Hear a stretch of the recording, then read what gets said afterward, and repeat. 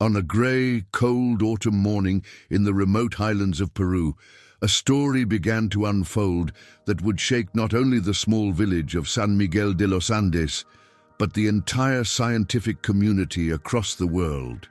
A boy, only 5 years old, with dark hair and hauntingly melancholic eyes, named Diego, had been waking up every night uttering words that neither his family nor his neighbors could understand.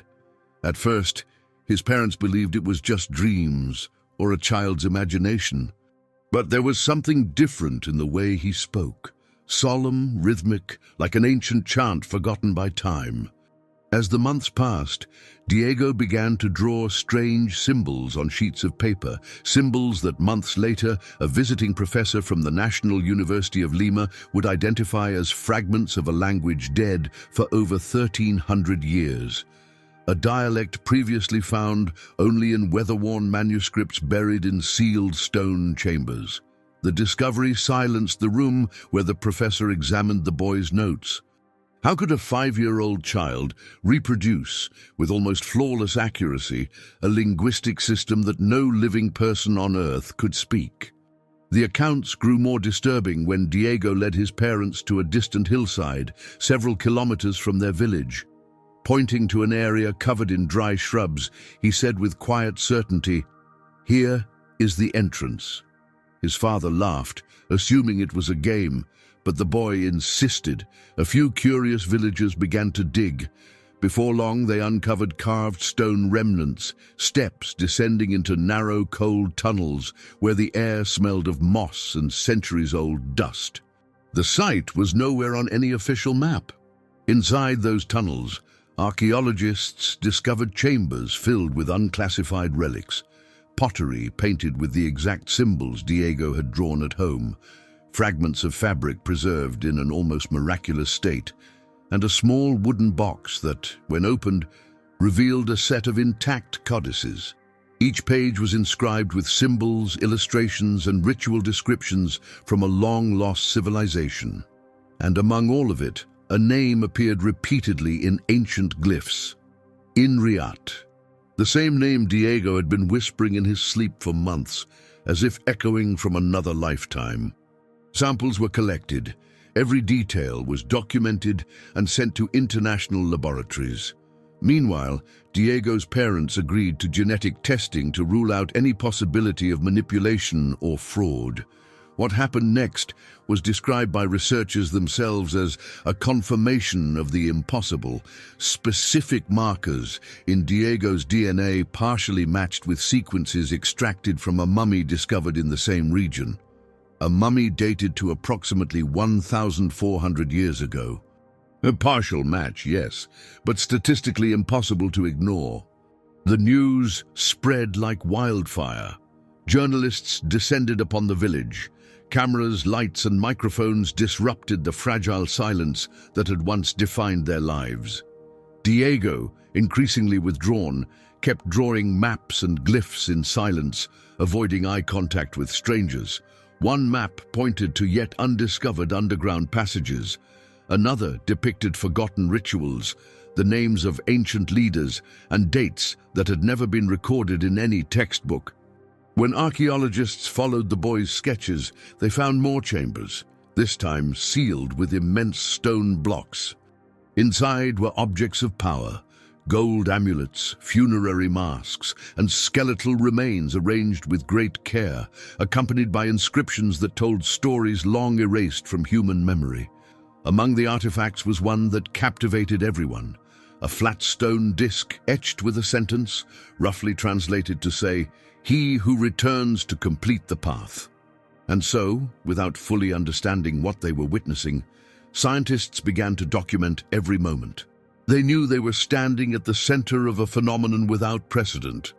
A boy who spoke a dead language, who mapped the invisible, who remembered the unfathomable, was now the focus of a global investigation into childhood reincarnation. But this was only the surface. Beneath the underground chambers, and inside Diego's dreams, lay secrets far older, secrets that would not only rewrite the history of a vanished people, but might also challenge our most sacred assumptions about identity, memory, and what it truly means to live again.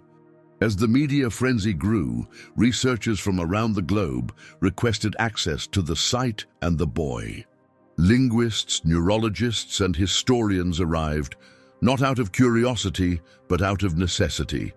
A 5-year-old speaking a language lost to time was not only unprecedented, it was threatening the foundations of several academic fields. Dr. Adrien Müller, a renowned linguist from the Sorbonne in Paris, flew in with a single objective: to disprove. He had built his career on studying extinct Mesoamerican dialects and viewed this so-called miracle with professional skepticism. But when he sat across from Diego in a quiet room, and the boy looked him in the eye and recited entire stanzas of a burial chant not heard for more than a millennium, with rhythm, intonation, and pauses identical to those in ceremonial transcriptions, the doctor did not speak. He just stared. When the session ended, he walked out pale, trembling. In a later interview, he admitted privately, "That child knew something I don't. And I've spent 40 years trying to know everything." But Diego was changing. His eyes seemed to grow darker, more contemplative. He no longer responded to his given name. He asked to be called Inriat, the name from the codices. His drawings became more complex. Entire battle scenes, sacred symbols, maps of stars aligned to a calendar system forgotten by modern science. He began carving symbols into clay, symbols that, according to epigraphers, matched with known variations of the Andean pre-imperial script, a system so obscure that only 3 full sentences had ever been decoded. Diego, they said, was now producing them daily with flawless grammar. Some feared the child was being coached, others accused the family of orchestrating an elaborate fraud for money or fame. But psychological evaluations showed no evidence of manipulation. Diego's brain scans revealed something even more astonishing. Regions of his hippocampus, typically underdeveloped at his age, were highly active, comparable to those of polyglots or memory athletes. He was also able to identify dozens of ancient artifacts brought in by researchers, describing their use and ritual function with disturbing accuracy. One object in particular, a carved obsidian talisman shaped like an open eye, seemed to trigger a profound response. When placed in front of him, Diego became visibly agitated. He whispered a series of phrases in the ancient tongue, none of which were understood at the time. Later, when translated, they formed a chilling warning: "The eye does not sleep. The path must not be disturbed. I have not finished." What did he mean by not finished? The question lingered. But soon that question would be eclipsed by something even more chilling. During an excavation based on one of Diego's sketches, archaeologists unearthed a hidden chamber beneath the 3rd tunnel. The air was dense, unnaturally warm. Along the walls were inscriptions matching those found in Diego's drawings. A warning, some believed, or perhaps a prophecy. At the center of the chamber stood a stone altar, and atop it a bundle wrapped in aged linen. Inside the bundle was another codex, but this one was different. It was newer than the others, bound with red sinew and sealed with wax. When unwrapped, the pages revealed a narrative written in both the ancient tongue and an early form of Quechua. It was a record written by a high priest, a record of a child, a boy born under a blood moon, who spoke with the voice of the dead and bore the soul of the ancestor Inriat. It told of a ritual interrupted, of knowledge lost, of a soul left wandering across generations, waiting to return. Near the end of the codex was a symbol, unmistakably modern in design, resembling the exact birthmark on Diego's shoulder, a coiled serpent swallowing its own tail. From that moment on, the scientific tone of the investigation shifted. What had begun as an anthropological curiosity now crept into the domain of metaphysics.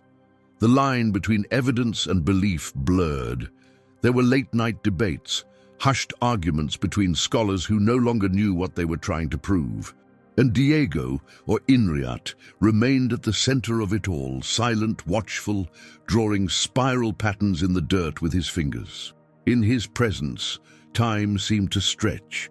Equipment malfunctioned, cameras froze, and animals refused to approach him. Several researchers reported vivid dreams after spending time near the boy. Dreams of burial rites, of ancient cities burning, of lives they had never lived. One even claimed to wake up speaking a language he did not know, scribbling symbols on his hotel wall before collapsing into unconsciousness. 47 such dreams were recorded. 47 people from different countries, all describing variations of the same place. A city of stone towers, set high in a jagged valley, ruled by a priest-king with eyes of fire and hands that never aged. As Diego's story unfolded, more cases began to surface. Other children, in India, in Turkey, in Ethiopia, in the highlands of Nepal, children under the age of 7, speaking dead languages, remembering lives that matched archaeological records. These cases, once dismissed or buried, were now being re-examined in the shadow of San Miguel. And the boy? He said little. But one night, in a moment of rare vulnerability, he turned to his mother and whispered, "They left something open, and it's calling to me." After Diego's chilling words, "They left something open, and it's calling to me," the atmosphere around the boy changed. Not just in the home where he lived with his family, but in the village itself. Electrical systems flickered unpredictably. Clocks stopped at the same hour, 3:22 in the morning. Animals, once indifferent to the excavations, began behaving erratically. Goats refusing to eat, dogs barking into the darkness as if responding to unseen commands. People whispered of a presence, something watching from the tunnels, waiting, something old. In an attempt to shield Diego from growing media attention and escalating rumors of possession or supernatural disturbance, the local authorities arranged for him to be temporarily housed in a secure research facility outside Cusco. But within days, the staff there began to report the same disturbances. Dreams of falling into black water, hearing voices in unfamiliar languages, and a sensation of being watched by eyes that did not blink. Meanwhile, international scholars formed a task force, informally dubbed Project INRIAT, composed of geneticists, archaeologists, child psychologists, and spiritual historians. Their goal was to gather and cross-reference every known case of children exhibiting past life recall with verifiable historical details. Diego was not the first, but he was the most complete, the most compelling, the case that no one could ignore. As they compiled data, something remarkable surfaced. 47 other children from radically different cultures, continents apart, shared not just similar traits, but the same recurring word in their testimonies, INRIAT. Some had spoken it in dreams, others had drawn it, written it, carved it. In at least 5 languages the name appeared, always connected to memory, fire, or sacrifice. And every one of those children had birthmarks resembling serpents or coiled lines, always on the left shoulder blade. Diego's drawings began to take on a new intensity. He now refused to use modern materials, requesting clay tablets, sticks, crushed berries for pigment. His hands worked with unnatural precision, forming symbols that, when deciphered, described a ritual, one not of remembrance, but of anchoring, binding a soul, reopening a path between one life and another. It was Dr. Elena Rosales, a cultural anthropologist from Mexico City, who made the connection.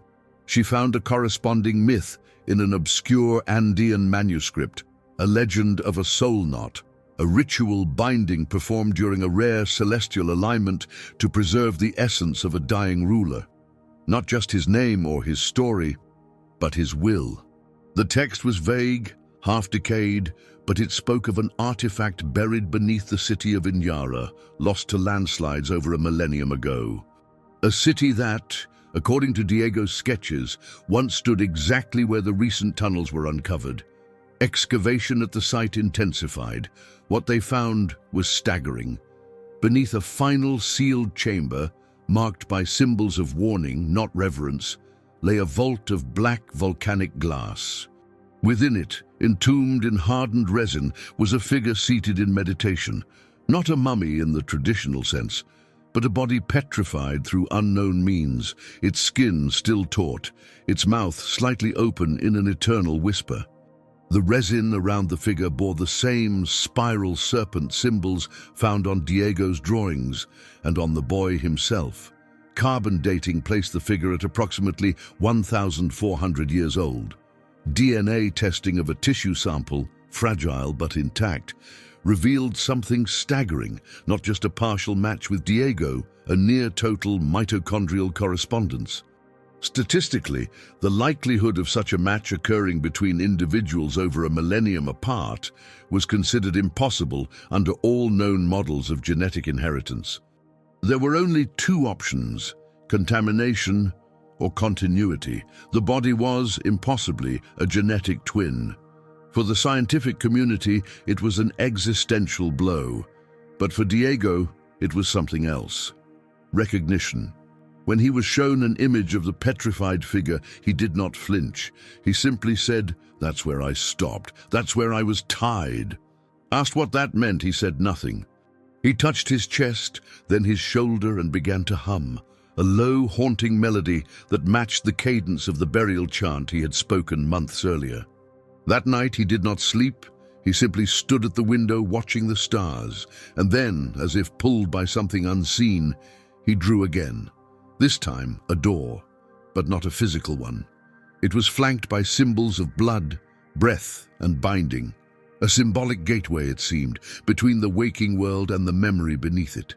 Dr. Rosales wept when she saw the sketch. "I've seen this before," she whispered. "It's not a door. It's the knot, the soul knot, and he's showing us how to untie it."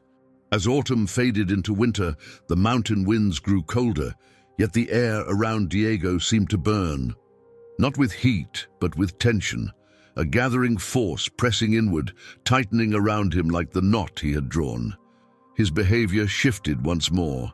He no longer responded to questions. He no longer played, ate, or even blinked for long stretches. Instead, he would sit motionless, facing east, as if listening to something beyond the world of sound. The boy's presence altered the space around him. Machines faltered. Watches stopped ticking. The researchers who spent long hours near him reported physical symptoms: vertigo, sudden nosebleeds, vivid hallucinations. Time inside the room felt elastic. Hours vanished without notice, while seconds stretched unbearably. No one could explain it. No one tried to. Diego's drawings evolved from symbols to full pictographic narratives, stories told in loops, not lines. They depicted entire lives unfolding in spirals, a birth marked by celestial fire, an ascent to power, a betrayal, a death, and something after death, a waiting, a re-entry. A cycle repeated over centuries, tethered by rituals older than language, guarded by the serpent eye, the symbol of recursion, of memory that never dies.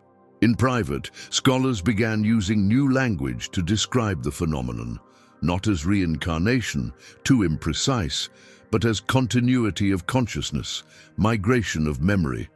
Diego, they suspected, was not remembering a past life. He was the past life, still unfolding mid-sentence, forced to resume where it had been interrupted. The artifacts supported this hypothesis. Each item recovered from the subterranean chambers matched Diego's descriptions with uncanny precision. From ceremonial blades to ornate staff heads to a charred stone basin once believed mythical, all positioned in the exact orientations he had illustrated months earlier. The discovery of a second codex only deepened the enigma. Bound in hardened plant fiber, it chronicled a catastrophe, a celestial misalignment that disrupted the soul knot ritual, preventing its full completion. The priest-king Inriat, the last living vessel of ancestral knowledge, had died before the rite could be sealed. His essence, unmoored, had drifted between worlds. What followed was chaos. A 1,000-year collapse of a society built not on conquest or wealth, but on memory, a society that believed history was not something to be recorded, but carried. Now that memory had returned, in the form of a child. From across the globe, others began to arrive. Parents carrying children who spoke in ancient tongues, drew temples they'd never seen, or woke screaming names never uttered in their homes. The reports multiplied. 47 confirmed cases, then 52, then 71, each unique yet impossibly connected. One child in Mongolia, just 4 years old, described a ritual almost identical to Diego's. A girl in coastal Turkey painted spiral door symbols using nothing but crushed herbs and ash. A boy in southern India began sculpting clay tablets with serpent glyphs, matching those found in Peru, down to the curvature of each line. None of them had met. None had seen the other's work. Yet they moved as if orchestrated by the same invisible force, a resonance echoing across continents. Back in San Miguel, Diego's physical condition began to deteriorate. He grew thinner, paler, but his eyes remained ancient. In them, something flickered that did not belong to a child. The researchers observed without interfering. By then they understood this was not an illness, but a metamorphosis. He was not fading, he was returning. Preparations began for what was termed the resonance event, a convergence predicted in the last codex, a temporal alignment said to occur once every 14 centuries, when memory flows most freely between dimensions. It was to take place during the winter solstice, when the stars mirrored the configuration drawn repeatedly by Diego and the other children. The ritual site was reconstructed from sketches and satellite scans, its altar stones repositioned based on Diego's instructions. Everything, from the orientation of the obsidian eye to the specific mineral composition of the floor, was matched as precisely as possible to what had once stood on that ground, long before time was recorded in numbers. No cameras were permitted at the final ceremony, only witnesses. The few chosen stood in silence as the solstice moon crested the edge of the Andes and bathed the valley in cold, silver light. Diego, seated at the center of the circle, did not speak. He didn't need to. His presence filled the air, not as a boy, but as something older, something vast. And then, for exactly 27 minutes, time fractured. Each witness described it differently, yet all recalled one unshakable truth. They were no longer in the present. They saw cities that had never existed, but had. They heard music made with instruments humanity no longer remembered. They knew things they had no way of knowing, and felt, deep in the marrow of their bones, that this had all happened before. When it ended, Diego collapsed, and something had changed. The spiral was no longer tightening. It had begun to open.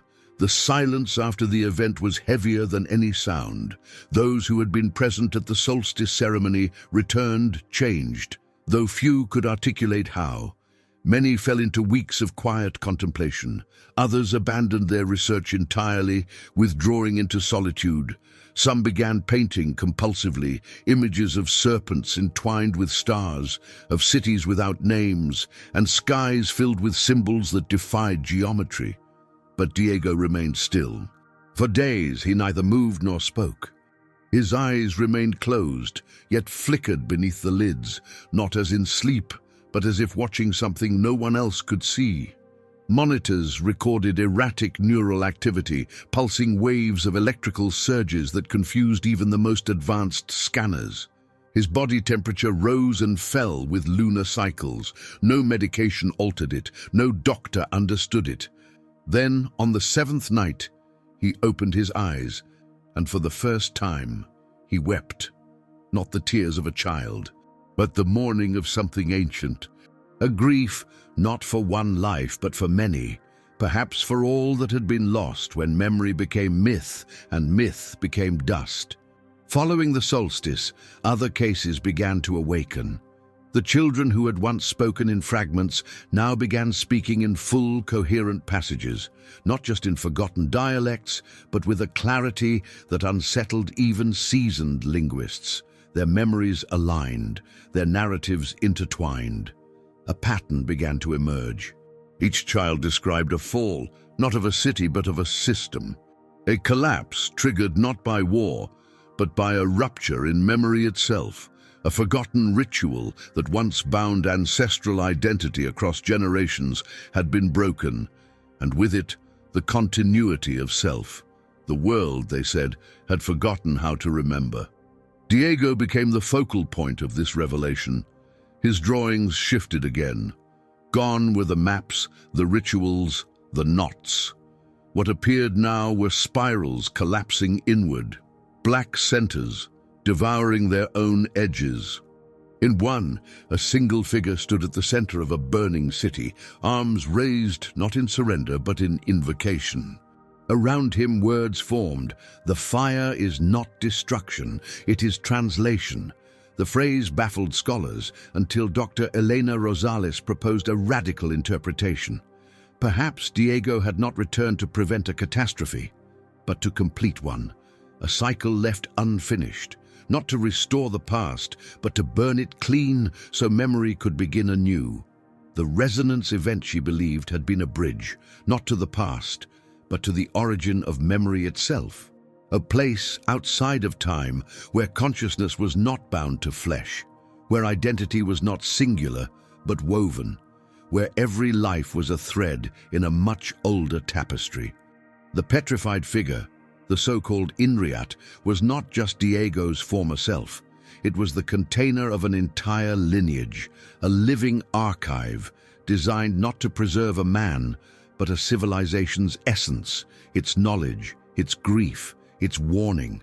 And now, through Diego, that archive had opened. But the consequences of such an opening were unpredictable. Across the world, seismic anomalies began to appear, not in the crust of the earth, but in the records of time. Artifacts long thought to belong to one culture were reclassified, found to contain symbols identical to those of Inriat's people. Ancient temples, previously dismissed as decorative, were revealed to follow astronomical alignments, described only in Diego's post-resonance drawings. It was as if the past was rewriting itself, folding in new evidence, new memories. As if the act of remembering had become contagious, religions responded with caution. Some denounced Diego as a heretic, others as a prophet. One monastic order in Tibet declared the event a long-foretold convergence, the moment when the veil between incarnations would grow thin and the stream of returning ones would awaken. Their scriptures, untouched for centuries, contained spiral symbols nearly identical to Diego's final sketch. Governments tried to contain the story, to discredit it, to smother its fire beneath bureaucratic frost. But it was too late. The spiral had already opened, and from its center something was watching. Diego was taken to a monastery high in the Andes, far from cities and noise. There, the final phase began.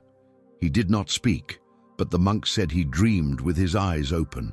In these states, he wrote not on paper but on stone, tracing glyphs into the walls, with nothing but his fingertip. The stone yielded, as if softened by memory itself. One morning the boy stood, walked to the monastery's highest point, and waited. When the sun rose, he raised one hand, slowly, solemnly, and then lowered it. And in that moment, thousands of miles away, at excavation sites across 5 continents, stone doors shifted, seals cracked, chambers opened. What they found inside matched Diego's sketches to the smallest detail. But this time, the chambers were empty. No bones, no offerings. Only a single inscription, repeated in many tongues: "We are not the first to remember. We are only the first to return." In the months that followed, the case once known simply as the boy who spoke a dead language became something far more vast and unsettling. Institutions no longer attempted to explain or contain it. What began as an isolated phenomenon, a linguistic mystery wrapped around a 5-year-old child, had now touched disciplines far beyond anthropology or genetics. It had entered philosophy, cosmology, even theology, not through claims, but through unignorable evidence.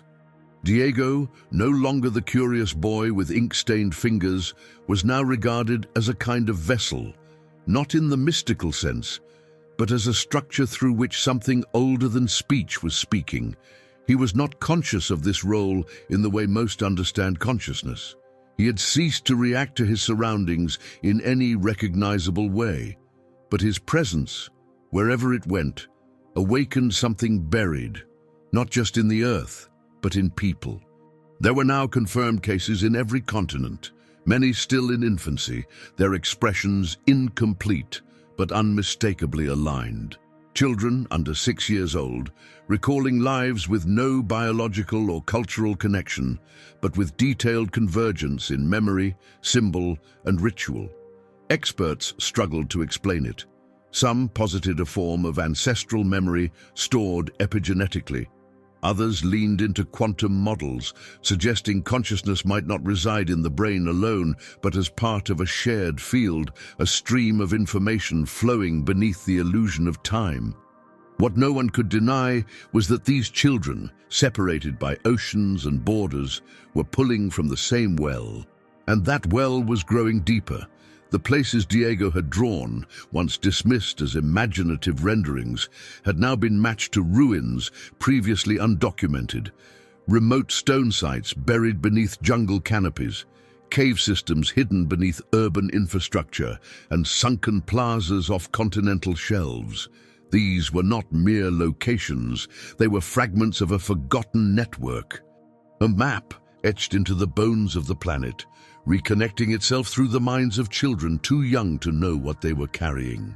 And within that map, a message emerged, not in words or commandments, but in structure, in the way symbols mirrored constellations, in the way tunnels beneath ancient cities aligned with subterranean aquifers, in the way rituals once thought primitive now revealed astronomical precision. It became clear that Inriat's civilization had not merely observed time, they had interacted with it, folded themselves into its rhythm, becoming both witnesses and architects. The idea that Diego had returned to complete a ritual was only partly true. He had not come to finish what was broken. He had come to open what had always been closed, a memory that existed not to glorify the past, but to warn the present. A memory that did not belong to one boy, one people, or even one species, but to the very principle of continuity itself. In private correspondence between members of Project Inriat, a terrifying hypothesis took shape. What if consciousness is not a product of biology, but an ancient migration, an entity that has worn many forms, forgotten its own origins, and scattered its fragments across time to ensure its survival? What if these children were not anomalies, but recoveries? The idea gained ground as more discoveries were made. In places untouched for millennia, inscriptions were found that mirrored Diego's earlier sketches, spirals, serpent forms, doorways embedded in patterns of recursion, and always the implication of a return. Not reincarnation in the spiritual sense, but reassembly. The past not simply revisiting the present, but reactivating within it. Diego's final drawing was not found in clay or stone, but etched onto a copper plate discovered beneath his sleeping mat months after he had fallen into a catatonic silence. Unlike his previous work, it showed no symbols, no maps, only a single spiral, uncoiling outward from a black center into infinite rings. Analysis of the plate revealed it to be composed of an alloy no laboratory could replicate, containing isotopic patterns suggesting exposure to cosmic radiation found only beyond Earth's atmosphere. To this day, no one knows how it arrived there. Shortly afterward, Diego's vital signs began to fade, but his brain activity remained elevated, burning like a supernova. For 72 hours, he remained suspended between worlds, neither alive in the conventional sense nor dead by any biological measure. Then, quietly, he exhaled. There was no final message, no apocalyptic vision, no prophecy, only silence. And yet, in that silence, something remained. The children continued to dream. New cases emerged. The map kept expanding, and the scholars, those who once sought answers in books and bones, now spent their nights listening. Not to data, but to intuition, to the strange pull of familiarity in unfamiliar things. Perhaps the most chilling realization of all was not that Diego had lived before, but that he had never stopped living. That memory, real memory, the kind that does not belong to one life, one time, or one name, had simply found its way back into the world, not to remember but to be remembered. And in that remembrance, something ancient had begun to wake. Part 7. Beneath the Threshold. After Diego's breath slowed to a whisper and his body slipped into stillness, no declaration was made. There were no funerals, no ceremonies. He was not buried, nor was his name carved in stone.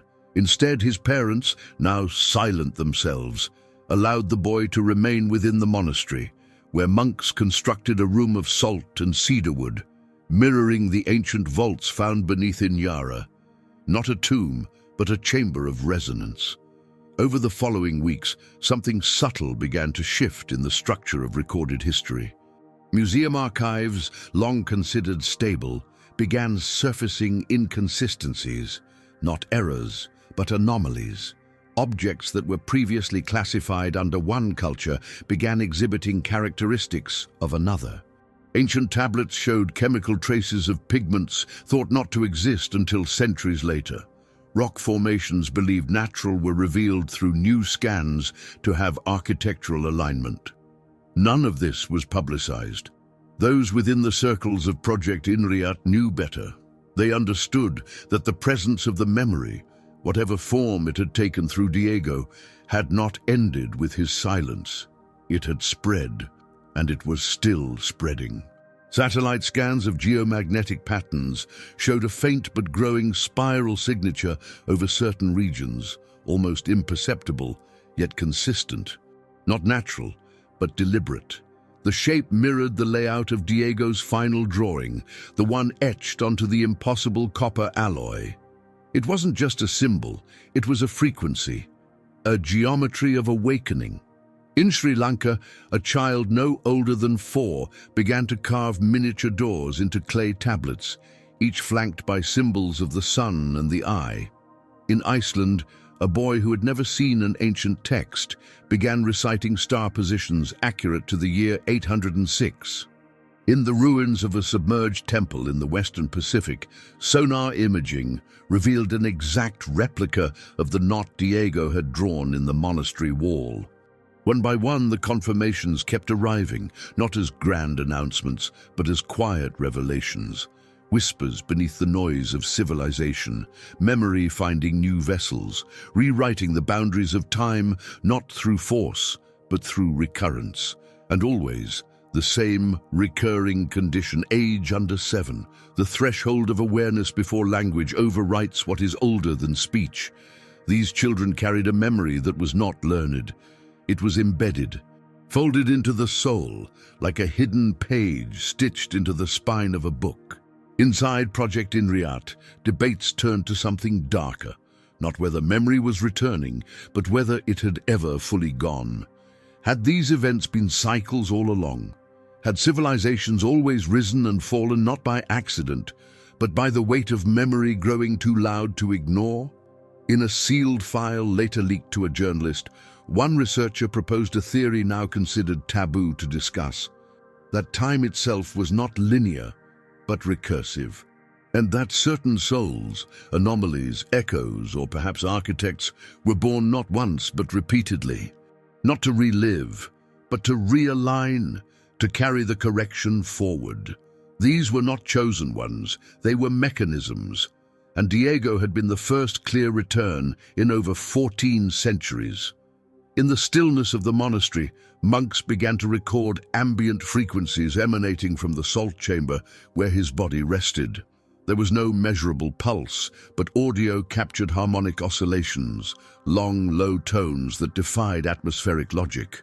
The same patterns were recorded near the underground vaults in Peru, in the flooded chamber beneath the Turkish coastline, and near the spiraled cave structures in Bhutan. It was as if the earth itself was beginning to hum in memory. No public statement was made, no press conference, but a silent understanding passed through those who had followed Diego's case from the beginning. Nothing about the world's past could be trusted as complete. The history we knew was only the shadow cast by something larger, an echo, not of events, but of intentions, an architecture of remembrance so old it had outlived language itself. And now that architecture was rising again. In dreams, in symbols, in the bodies of children who had never read a book, never studied a map, and yet spoke of cities buried in time, of names never taught, of rituals never recorded. They were not recalling stories, they were returning to them. There was no final announcement, no final vision, no voice from beyond, and yet across the world the sense of an ending, or perhaps a beginning, began to settle in the minds of those who had followed the unfolding mystery of the boy from the Andes. By the end of that year, 43 new children had come forward, each bearing fragments of a pattern too precise to ignore. The same glyphs, the same dreams, the same sense of being part of something that had once been whole, a memory torn across time, now stitching itself back together in fragments of intuition, language, and symbol. And then, silence.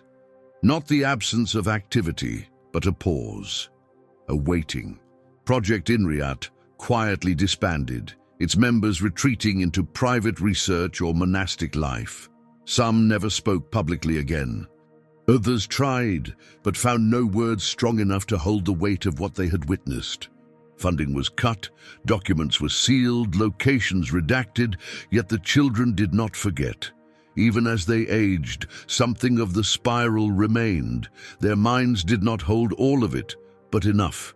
Enough to sense the contours of a truth buried beneath everything else. Some became artists, others vanished from public view. A few left behind strange manuscripts filled with new symbols, or perhaps very old ones returning under new forms. And in the monastery, where Diego's body rested in the chamber of salt and cedar, the vibrations continued. The tones never ceased, not loud, not invasive, but present, like breath beneath breath, a pulse below time, a murmur from the spiral.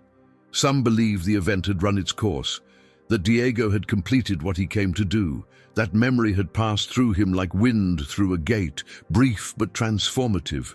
Others believe it was just the beginning, that the return was not a single wave, but the first in a sequence. That beneath the surface of our modern world, with its lights, its noise, its forgetting, there is a deeper structure, still humming, still watching, still remembering. And in that structure, Diego was not an anomaly. He was a signal, a flare across time, a memory knocking on the door of a world that no longer believes in the past, or in the possibility that it might come back. If this story left you questioning what we truly know about life, time, and memory, you're not alone. Do you believe memory can return through us? Let us know your thoughts in the comments. If you want more true cases like this, subscribe to the channel and turn on notifications. And don't forget to like the video. It helps us uncover even more stories buried by time. Thanks for watching Past Lives Uncovered. The spiral never ends.